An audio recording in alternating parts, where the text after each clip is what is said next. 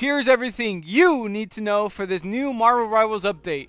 We're going to start this off by 5 categories. And number 1, we're going to rank these characters from best to worst. The best character in this mode is Star-Lord. He is very good defensively and offensively because he is able to fly all the way up and score a goal, or use his ability to defend and take away a ball because it has a great range on his ability. Number 2, it's gonna be Black Widow. Now, she is actually pretty good at attacking, but I wouldn't say she's the best at defense. She has a pretty okay defense, but her attack is probably the best side of her because she's incredibly fast in this mode. Number 3, sorry Iron Fist mains, but in this mode, I just don't think he is the best at all. I mean, this was a very easy place for him in this ranking just because he feels incredibly slow.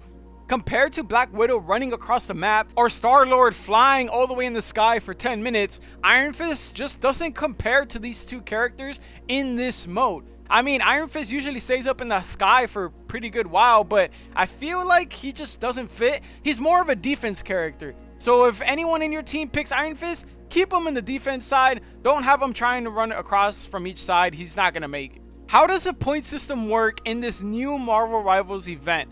Now, if you look into the goal, you're going to see 3 different sections cut into the goal. Each section is a different amount of points that you get when you go in there. So the middle one is 3 points. It will tell you you made a 3-pointer when you go in this section.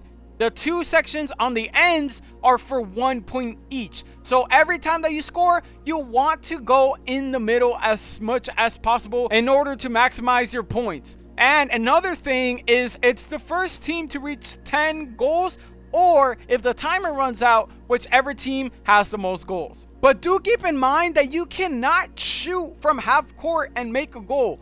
You have to walk in the ball. If you're not walking it in, if the ball were to reach the goal, it will just bounce off the force field. You actually have to walk it in. If not, your points are not going to count. Playing Marvel Rivals defense is probably the easiest thing to do. You just have to keep these things in mind. Number 1, Iron Fist is going to be your defender. He has pretty much no mobility when it comes to going across the map and coming back. So I would keep him in the back so that way he has a consistent location.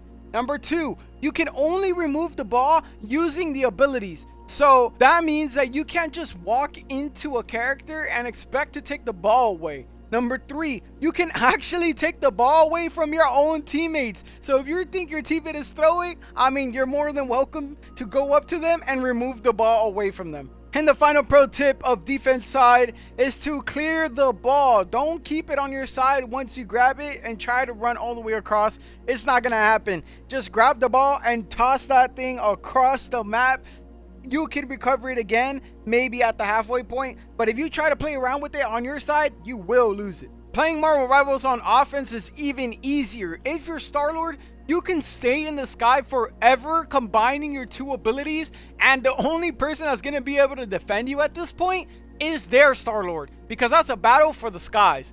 Number 2, if you're Black Widow, you have a good ability of running around and sprinting that will allow you to score goals, and just make sure that every time you're playing offense, you score in the middle to get them 3 points. If you're Iron Fist, please, just don't attack. Stay on the back. You have no mobility. The only thing you can do is jump, and I swear to you, people are going to catch up.